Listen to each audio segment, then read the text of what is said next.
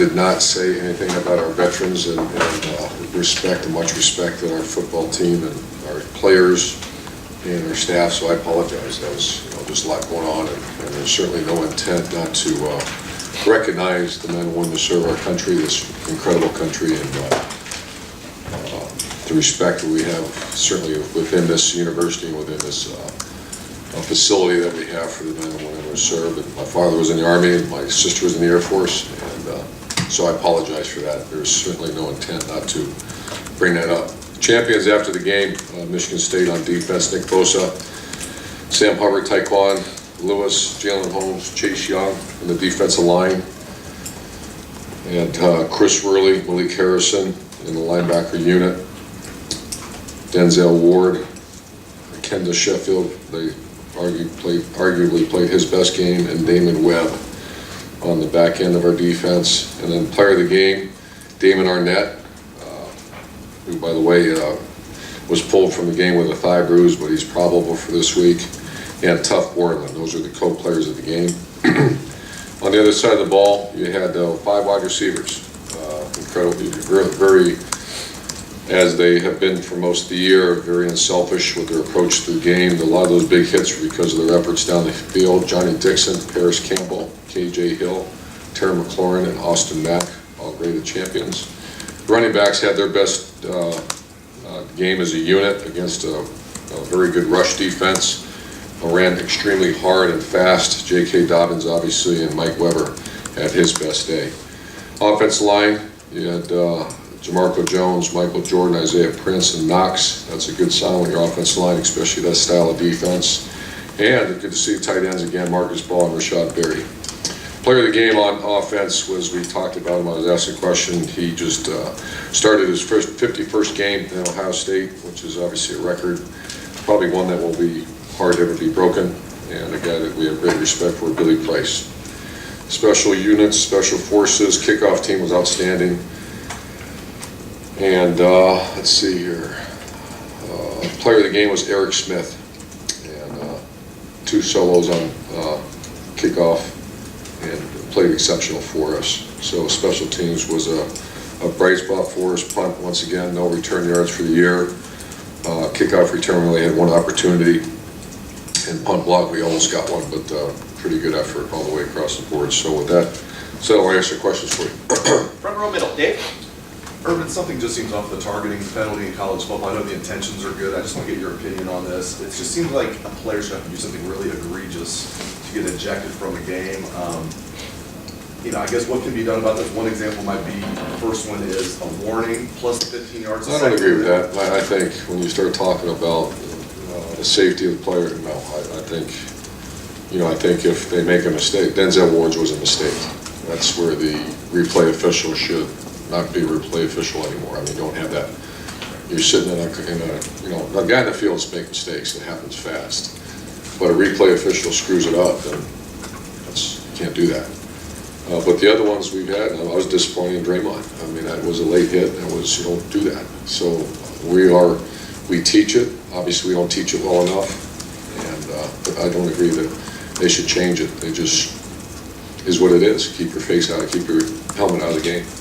At linebacker, Chris Worley seemed to play well at outside linebacker last year. He seemed to play well there this past week. Tuff Borland seemed to play well in the middle. Is there a chance that Worley's best on the outside and Borland's your best? We're having that conversation now. I agree.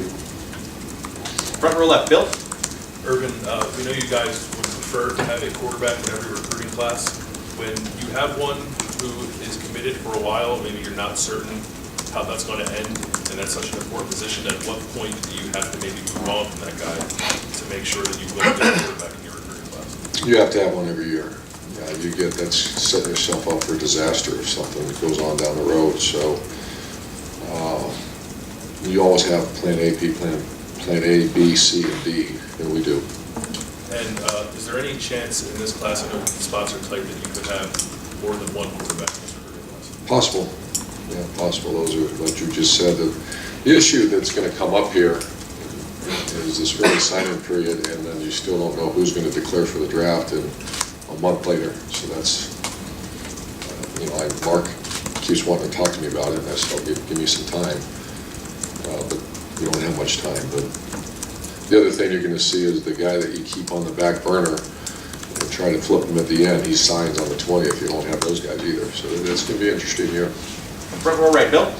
I'm sure you've given this no thought, but it's certainly a topic of conversation among IFC fans. The playoffs, looked like last week you guys were out of it. Is it something that you even think No. about? Do you broach? No. Is it something that you at least players Zero.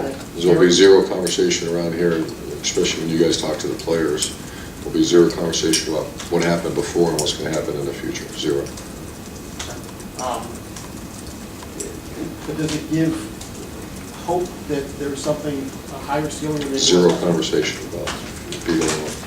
Third row left, Dan. Talking about the linebackers, Malik Harrison looked like he had a big game as well the other day. Do you see him as a guy who can get more playing time Yes. going forward? It was good, very good game. I wouldn't say big, he's not there yet, but he certainly is a guy that has earned more and more time. You've also talked a lot about the offensive line. Now in 2014, that was such a crucial part of your success that year. I know you've had some issues with the depth this year, but in terms of that starting five, do you feel like they're getting close to where that 2014 line was? Once again, I want to keep focused on right now. I'll tell you after this game.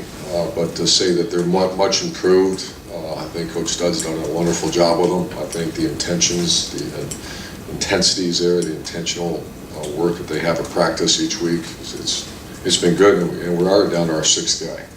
Bowen got hurt. Demetrius Knox came in and graded champion again. I think that's three games that he's graded a champion. So we're moving in the right direction. Far left, Matt. You've seen it all over college football. It's happened to you the last couple of weeks. I guess it happens every year. Wild swings one way to the next. You're in it with these guys. Can you, these fans are always asking, how do you explain that? Can you explain being in it and coaching how 1 week things can go really well for a team and the next week it doesn't, or vice versa? I imagine, I wasn't here 100 years ago, but I imagine that's every year is, every year I've been involved in college football, there's like, what happened? And it's nature of the beast, and that's, once again, zero conversation about what happened in the past and what could potentially happen in the future. We got to really have a good Tuesday practice. I'm going to be out of my damn mind about that. There's going to be zero conversation about that, other than play really hard at Tuesday's practice and get ready for a game on Saturday. Also, it's the last game at home for your senior class. How is that going to be for you? I know you're close. Well, we're very close with this group of seniors, so there'll be once again, I haven't thought about a bunch, and it'll be the right time to have those conversations, but it's very well documented our respect and love we have for these guys, because they've, it's the first time we've had a couple fifth-year seniors, too, that have decided to stay with throughout the journey, and we're going to treat them right. Best way to treat them right is go win this game. Far left, Lori. Coach, you told Doug last week that you didn't accept the things that happened against Iowa were approved, that you wanted to examine why. Did the answers you find in Michigan State indicate that you have answered that question to your satisfaction? We're not going there. We're going to have a good week of practice this week. Second row left, Ari. Urban, going back to the quarterback recruiting stuff, you guys deal with a lot of difficult situations in recruiting all the time in terms of how to balance things.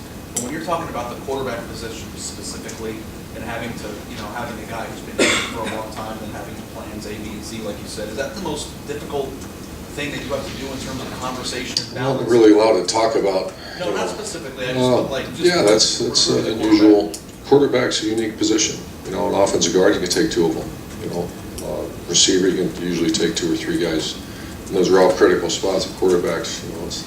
That's the position. So yeah, it's just a lot of time and a lot of effort spent on that position. And the other thing, you've been around a lot of really good teams in your career and won multiple national championships. When this team turns it on, like it did in the fourth quarter of the Penn State game, the way you guys played on Saturday, does this team look like a team that could resemble or be in the same conversation as some of the better ones you've had? Those would be good conversations to have down the road, and we have a very good team. So practice like it and play like it. Front row right, Austin. Urban, I know that this probably won't be a conversation that you guys have this week, but I think in the weight room, you guys spend the offseason talking about winning a conference championship. And the playoff era, it seems like for some people, it doesn't seem to mean the same amount to them. They only talk about a national championship and not a conference championship. Do you feel like conference titles have been devalued, or they're not appreciated as much for how hard they are to win every single year because there's maybe attention on another thing that you can't control? All due respect, we'll talk about that in February or March or something, but not now. Just our objective is to find a way to have a good week of practice and win this game. Can you believe that this will be the last time JT plays in the Horseshoe? I'm sorry?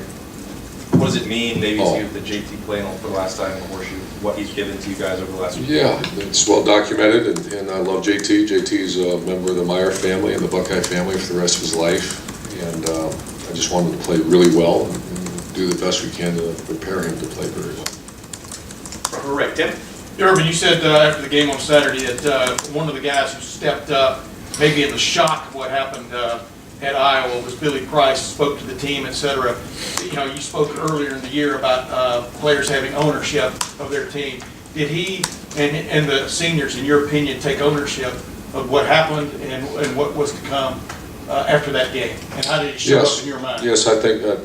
I don't think that was, that's what happened, what you just said. And once again, I don't want to keep going backwards, but Yeah. that is exactly what happened. And with that, that one's over. That one's done. Now let's see him step up for Tuesday's practice, Wednesday's practice, and then play really well on Saturday. And the other thing, Zach Turner is one of those guys who has flashed on kickoff coverage. He had another really great play on Saturday. What have you seen of him? Just, Great player. I mean, and how did he respond to your call for better coverage, et cetera? Well, he's not been the problem. He's been part of the solution, and he is a tough guy. I love that kid. His family should be very proud of who he is. He's on scholarship now, and it's not because of a gift. It's because he's earned that. He's one of our most productive players on the team. Even when you see him not making a tackle, he's usually creating enough chaos that someone else makes it. Yeah. So he's a stud. I love that kid. And one other thing, obviously Illinois is in 7th place in the West. What is it about them that will get your players' attention, do you believe, this week? Their defensive line is really good. That's one area that, and obviously today's Monday, we're right in them knee deep in watching them. I have not watched their offense yet. Like I normally just don't have any answers for an offense, but defensive line catches your attention, and they're penetrators, and they're big dudes, 310 pounds and 290 the other guy. But the defensive line catches your eye as their strength. And final questions, front row left, Doug? Urban, I know sometimes in your career you have a workhorse tailback, sometimes you have a couple guys you use. What have you thought of the way you guys have worked, J.K. and Mike, together this year, and then we saw it Saturday? Where are you at the tailback position? I think we're as strong right now as we've ever had it, as far as depth. Antonio does a nice job too. I like the way we use the guys. Obviously it worked out. But I thought, I think it's a good credit for Coach Dubois too. That's as active as he's been in the game plan. And when the line coach takes ownership like that, that was against the, I think, #1 rush team in America, or at least top 5. And I thought our backs ran really hard. They played fresh, and they played fast, and they played hard. So I like the rotation we had. I think JK had 18 and Mike had 10 or 9 or something like that. I like the mix. And then also Mike Weber's also been involved in the return game as well. And you talked after the game, running a couple different run plays. You mentioned the draw. We know how often you guys talk about evening up the numbers in the read game.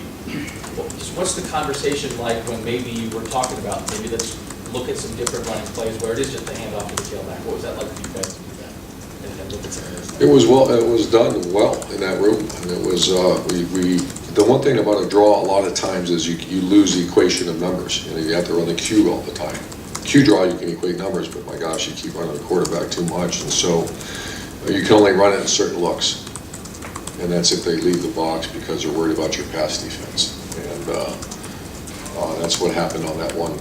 The big hit was because we're a good crossing route team. I imagine, once again, I'm not their coaches, but they were playing in coverage, and we hit a draw on them. So those are great conversations we've had. And we've had them before, but direct handoffs to the tailback, you get outnumbered quickly, and that's why you got to use unique formations or formations they're not comfortable with.